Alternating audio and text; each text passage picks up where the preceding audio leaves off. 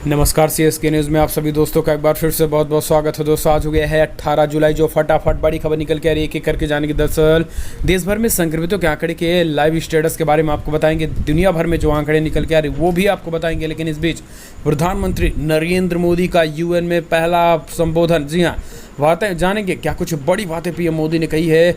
इसके साथ ही आपको बता दें बिग ब्रेकिंग निकल के आ रही है, जहां पर इस्लाम विरोधी होने का आरोप लगने लगा इमरान खान पर। जी हाँ, इमरान सरकार पर। पबजी को, चीन के ऐप को बैन करना शुरू कर दिया है। टिकटॉक को भी जल्द बैन कर सकती है इमरान सरकार, जानेंगे क्यों।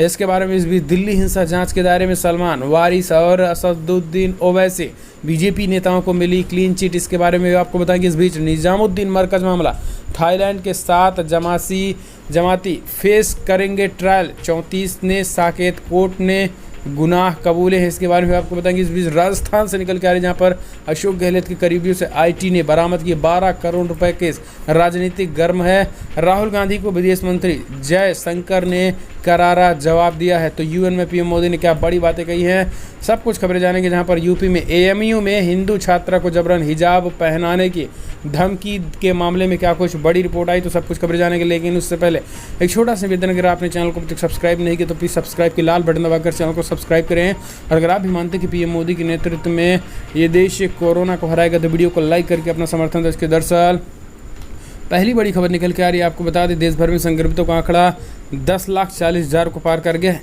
10,40,457 कंफर्म केसेज हो चुके हैं। तो पिछले 24 घंटे की बात करें तो यहाँ पर 34,000 के आंकड़े पार कर गए हैं। 34,820 कंफर्म केसेस पिछले 24 घंटे में हो चुके हैं। मृतकों की संख्या की बात करें तो यहाँ पर 26,000 के आंकड़े पार कर गए हैं। अच्छी खबर ये है कि 6,54,000 स्वस्थ हो गए हैं और 17,000 से ज़्यादा लोग पिछले 24 घंटे में ही स्वस्थ हुए हैं। ये एक अच्छी और राहत भरी खबर है भारत के लिए। महाराष्ट्र में कल 83 मामले सामने। महाराष्ट्र में कोरोना बेकाबू हो चले हैं। उद्धव सरकार से बिल्कुल भी निपटने में विफल हुई है। तमिलनाडु में भी 45-38 मामले आए। दिल्ली में भी कल 1462 मामले। हालांकि गृहमंत्री शाह के दिल्ली संभालने के बाद आपको बता दें कि दिल्ली में तेज़ी के साथ मामले कम होते चले जा रहे हैं। जबकि आपको बता दें कि टेस्टिंग में कोई कमी नहीं है। टेस्टिंग 20,000 पर डे टेस्टिंग हो रही है। कर्नाटक में कल 3693 मामले आए, जबकि गुजरात में भी 949 आए हैं। यूपी में भी कल 1722 मामले आए, तो टोटल 45,000 के आंकड़े पार कर गए हैं। तेलंगाना में भी 14,000 मामले आए, जबकि आंध्र प्रदेश में भी 2600 मामले आए हैं। पश्चिम बंगाल में 1800 मामले सामने, तो राजस्थान में भी 615 मामले आए कल। हरियाणा में भी 795 मामले आए, जबकि बिहार में भी 1742 आए। टोटल 23,000 के आंकड़े पार कर गए। असम में भी कल 1218 मामले आए। मध्य प्रदेश में भी 704 मामले आए। टोटल 21,000 के आंकड़े पार कर गए। तो ये राज्य दर राज्य आंकड़े हैं। हम चलते हैं अगली बड़ी खबर लेते हैं। आपको बता दें कि प्रधानमंत्री नरेंद्र मोदी ने यूएन को पहली बार संबोधित किया है। बोले, हमारा लक्ष्य सबका साथ, सबका विकास और सबका विश्वास है। इसके साथ ही पीएम ने कहा कि रोगियों के सही होने की सर्वश्रेष्ठ दर भारत उन देशों में सबसे आगे है जो तेज़ी के साथ रिकवर हो रहे हैं। पीएम मोदी ने कहा कि कोरोना महामारी की लड़ाई को हमने जन आंदोलन बनाया है। इसके साथ ही महामारी के प्रकोप ने संयुक्त राष्ट्र को पुनर्जन्म और सुधार के नए अवसर भी उपलब्ध कराए गए हैं। इस बीच पीएम ने यूएन में कहा है कि कोरोना पर भारत का रिकवरी रेट सबसे अच्छा है, क्योंकि यहाँ पे स्वास्थ्य की व्यवस्थाएं और दुनिया भर में दूसरे नंबर पर तेज़ी के साथ कोरोना टेस्टिंग हो रही है। पहले नंबर पर यूएस है दुनिया भर में कोरोना टेस्टिंग करने के मामले में, तो दूसरे स्थान पर भारत आ गया है। इस बीच आपको बता दें कि पीएम मोदी ने कई बड़ी बातें कही हैं। इसके साथ ही पीएम मोदी ने संयुक्त राष्ट्र की 75वीं वर्षगांठ पर भारत के अस्थायी सदस्य बनने के बाद पीएम मोदी का ये पहला संबोधन था। पीएम मोदी के संबोधन में लोग खूब अपेक्षा लगाए थे कि चीन और पाकिस्तान के बारे में बोल सकते हैं, लेकिन पीएम मोदी ने कूटनीतिक चाल चलते हुए फिलहाल चीन और पाकिस्तान को इस यूएन के संबोधन से बिल्कुल ही गायब किया। और पीएम मोदी ने कोविड-19 के महामारी से निपटने में भारत के प्रयासों को गिनाया, भारत के अच्छे कामों को गिनाया और दुनिया भर में भारत किस तरीके से कोविड-19 में नेतृत्व कर रहा है और कितने देशों को, 150 से ज़्यादा देशों को कोविड-19 में उसने मदद कर चुकी है, आर्थिक मदद से लेकर मेडिसिन मदद तक। वो सारी बातें पीएम मोदी ने अपनी कही है। पीएम मोदी ने भी एक यहाँ पर भी शांति की बात कही। कहा कि भारत का दृढ़ मत है कि अस्थायी शांति और समृद्धि को बहुपक्षीय माध्यम से ही प्राप्त किया जा सकता है।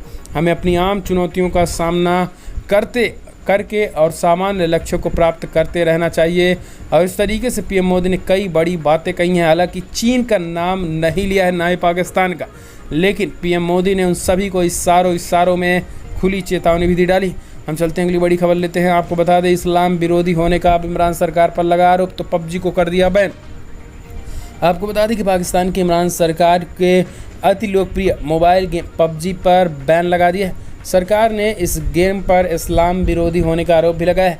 सरकार ने इस गेम को स्वास्थ्य को खराब करने वाला बताया और कहा है कि ये एक बुरी लत है।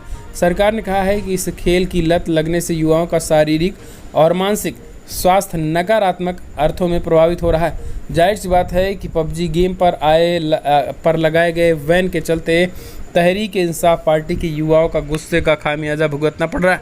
हालांकि सरकार की इस कदम की काफ़ी व्यापक तौर पर प्रशंसा भी हो रही है, लेकिन आखिर चीन के इस पबजी गेम का विरोध क्यों हो रहा है?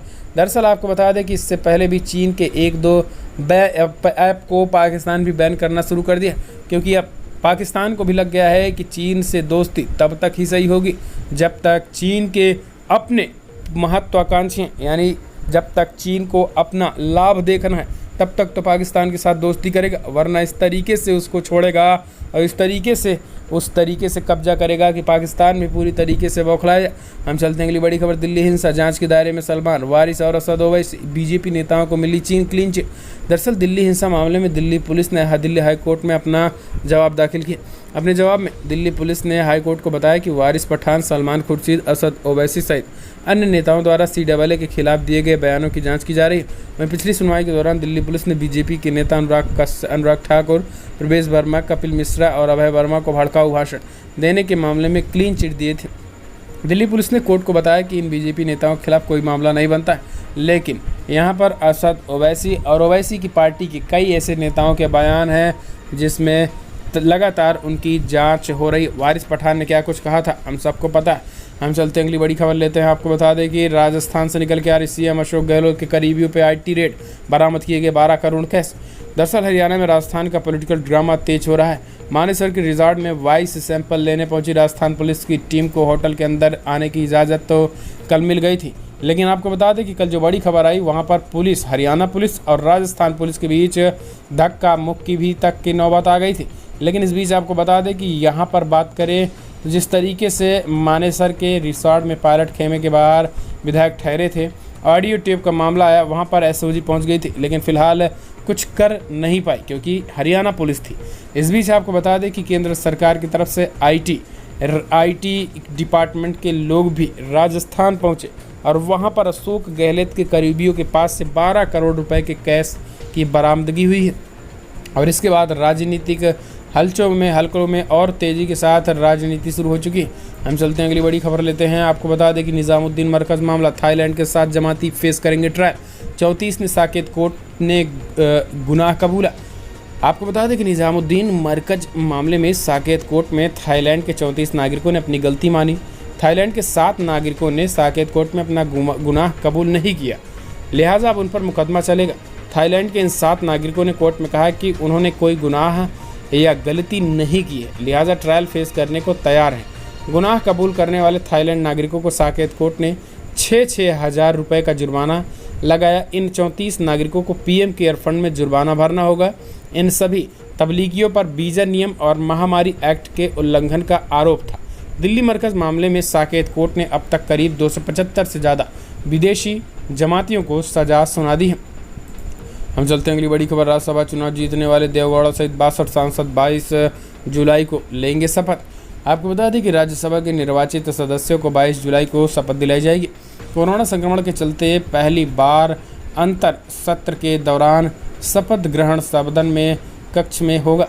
निर्वाचित सदस्यों की शपथ आमतौर पर सत्र के दौरान या राज्यसभा के सभापति के कक्ष में होती है। पूर्व प्रधानमंत्री HD देवेगौड़ा और केंद्रीय मंत्री शरद पवार सहित कुल 62 राज्यसभा सदस्यों को शपथ दिलाई जाएगी।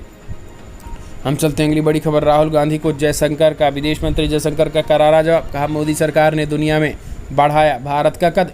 आपको बता दें कि कांग्रेस पार्टी के पूर्व अध्यक्ष राहुल गांधी द्वारा मोदी सरकार की विदेश नीति पर सवाल उठाने पर विदेश मंत्री S जयशंकर ने उन्हें करारा जवाब दिया। विदेश मंत्री S जयशंकर ने शुक्रवार को कहा है कि मोदी सरकार के दौरान अमेरिका यूरोप सहित प्रमुख ताकतों के साथ हमारा महत्वपूर्ण गठजोड़ मजबूत हुआ है और अंतर्राष्ट्रीय स्तर पर कद भी बढ़ा है। उन्होंने कहा है कि चीन के साथ अब हम राजनीतिक रूप से अधिक बराबरी के स्तर पर बात कर रहे हैं और राहुल गांधी को ये भ्रम नहीं होना चाहिए कि कोई देश हमें आंख दिखा रहा है। हम चलते हैं अगली खबर लेते हैं। आपको बता दें कि राजस्थान में बीजेपी को पायलट के कदम का इंतजार। प्रदेश में थर्ड फ्रंट की संभावनाओं को पायलट ने नकारा। दरअसल राजस्थान में सियासी उठापटक के बीच गहलोत की स्क्रिप्ट पर काम हो रहा है। सचिन पायलट भी आगे क्या कदम उठाएंगे अभी पता नहीं है। पायलट के सामने भी कई ऑप्शन है। बीजेपी भी पायलट के रुख का इंतजार कर रही है। सचिन पायलट के रुख स्पष्ट नहीं किए जाने के कारण बीजेपी अभी पूरे घटनाक्रम पर केवल और केवल वेट एंड वॉच यानी तटस्थ भूमिका में बनी हुई है। बीजेपी ने प्रदेश में थर्ड फ्रंट की संभावनाओं को नकार दिया। पार्टी के प्रदेश अध्यक्ष सतीश पुनिया ने कहा है कि पार्टी की ओर से अभी तक कोई कदम नहीं उठाया गया है। पार्टी सचिन पायलट के रुख का इंतजार कर रही है। पायलट के कांग्रेस पार्टी छोड़ने या नहीं छोड़ने के सवाल पर पुनिया ने कहा है कि ये निर्णय पायलट को लेना है, लेकिन ये तय है कि गहलोत सरकार के दिन लद गए हैं। पुनिया ने राजस्थान में थर्ड फ्रंट की संभावनाओं को नकारते हुए कहा है कि यहाँ पर तीसरा मोर्चा कभी नहीं रहा है। तो इस तरीके की बातें निकल के आई हैं। हम चलते हैं अगली बड़ी खबर लेते हैं। आपको बता दें कि बिग ब्रेकिंग निकल के आ रही है। एमयू में हिंदू छात्रा को जबरन हिजाब पहनाने की धमकी दी गई। जांच के लिए कमेटी गठित, पुलिस भी सक्रिय। आपको बता दें कि अलीगढ़ मुस्लिम यूनिवर्सिटी में हिंदू छात्रा को जबरन हिजाब पहनाने की धमकी दी गई थी। छात्रा को यह धमकी सोशल मीडिया पर दी गई। इसके बाद से माहौल गर्मा गया है। वहीं यूनिवर्सिटी प्रबंधन में पूरे मामले की जाँच के लिए 3 सदस्यीय कमेटी बनाई है, जो 2 से 3 दिन में अपनी रिपोर्ट कुलपति को सौंपेगी। आपको बता दें कि नरौरा यानी बुलंदशहर निवासी छात्रा ने मंगलवार को इस मामले में शिकायत की। छात्रा ने अपनी शिकायत से औरंगाबाद यानी बिहार के रहने वाले एक छात्र का जिक्र किया है, जिसके बाद योगी सरकार ने ताबड़तोड़ जांच के आदेश दिए। हम चलते हैं अगली बड़ी खबर लेते हैं। आपको बता दें कि ऐश्वर्या राय बच्चन और आराध्या बच्चन हॉस्पिटल में एडमिट। 5 दिन पहले हुआ था कोरोना। दरअसल कोरोना पॉजिटिव पाए जाने के 5 दिन बाद अमिताभ बच्चन के परिवार की बहू को ऐश्वर्या राय बच्चन और उनकी लड़की बेटी आराध्या बच्चन को नानावटी हॉस्पिटल में भर्ती कराया गया। शनिवार रात बॉलीवुड के महानायक अमिताभ बच्चन और अभिषेक बच्चन ने खुद को कोरोना पॉजिटिव होने की घोषणा ट्विटर हैंडल के जरिए की थी। अमिताभ और अभिषेक को शनिवार को ही मुंबई के नानावटी हॉस्पिटल में भर्ती कराया गया था। ऐश्वर्या राय बच्चन और आराध्या बच्चन के कोरोना पॉजिटिव होने की खबर रविवार को सामने आई। हालांकि दोनों में लक्षण नहीं होने के चलते उन्हें घर में ही आइसोलेट किया गया था, लेकिन अब उनमें भी लक्षण पाए गए, जिसके बाद हॉस्पिटल में उन्हें भर्ती कराया गया है। हम चलते हैं अगली बड़ी खबर लेते हैं। आपको बता दें कि बिग ब्रेकिंग निकल के आ रही है। मध्य प्रदेश में कांग्रेस को बड़ा झटका। विधायक सुमित्रा कासडेकर ने दिया इस्तीफा। मध्य प्रदेश में विधानसभा की रिक्त 25 सीटों के लिए चल रहे उपचुनाव की तैयारियों के बीच शुक्रवार को कांग्रेस को एक और बड़ा झटका लगा। पार्टी की विधानसभा की सदस्यता से इस्तीफा दिया है। आपको बता दें कि कांग्रेस पार्टी की विधायक रही और भारतीय जनता पार्टी के प्रति काफ़ी झुकाव था। सुमित्रा कासडेकर ने कांग्रेस नेतृत्व पर सवाल खड़े करते हुए इस्तीफा दे दिया है और उन्होंने अब देखने की बात होती है कि बीजेपी ज्वाइन करती हैं कि जल्द कब तक करती हैं, लेकिन इस्तीफा उन्होंने दे दिया। कांग्रेस को ये बड़ा झटका लगा है। हम चलते हैं अगली बड़ी खबर लेते हैं। आपको बता दें स्टडी में दावा कोरोना वायरस से लड़ने के लिए तैयार हो गए हैं ब्रिटेन के लोग। विकसित हो गई है हार्ड इम्यूनिटी। ऑक्सफोर्ड यूनिवर्सिटी के एक अध्ययन में कहा गया है कि ब्रिटेन में कोरोना वायरस महामारी के प्रकोप का दूसरा दौर आने की स्थिति में यहाँ के लोगों में रोकथाम के लिए संभवतः पर्याप्त प्रतिरोधक क्षमता विकसित हो चुकी है। अध्ययन में भारतीय मूल के प्रोफेसर सुनेत्रा गुप्ता भी शामिल हैं। अध्ययन में गुप्ता और उनके ऑक्सफोर्ड यूनिवर्सिटी के 3 अन्य सहयोगी इस निष्कर्ष पर पहुंचे हैं कि ब्रिटेन के लोगों में आम सर्दी जुकाम जैसे मौसमी संक्रमण की वजह से पहले ही सामूहिक तौर पर प्रतिरोधक क्षमता विकसित हो चुकी है। हम चलते हैं अगली बड़ी खबर। दुनिया भर में जो आंकड़े निकल के आ रहे 1,38,00,000 के आंकड़े पार कर गए। 1,38,37,000 कन्फर्म केसेस, तो मृतकों की संख्या 5,90,000 को पार कर गई है। यूनाइटेड स्टेट में 35,33,000 कन्फर्म केसेस, तो 1,38,000 करीब लोगों की मौत हो गई है। ब्राज़ील में 20,14,000 कन्फर्म केसेस, तो 76,000 से ज़्यादा लोगों की मौत हो गई। इंडिया में 10,40,000 कन्फर्म केसेस, तो 25,600 के करीब लोगों की मौत हो गई। रसिया में 7,60,000 कन्फर्म केसेस, तो वहीं 13,000 के करीब लोगों की मौत, तो 12,000 करीब लोग, तो ये दुनिया भर के यहाँ खड़े हैं। तो दोस्तों फिलहाल बड़ी खबरों में इतना ही, लेकिन अगर आपको वीडियो पसंद आया तो लाइक करें, शेयर करें, कमेंट के माध्यम से अपनी राय देना ना भूलें। फिलहाल पल पल की बड़ी खबरों के लिए आप चैनल को सब्सक्राइब करें। इस वीडियो में इतना ही। जय हिंद, वंदे मातरम।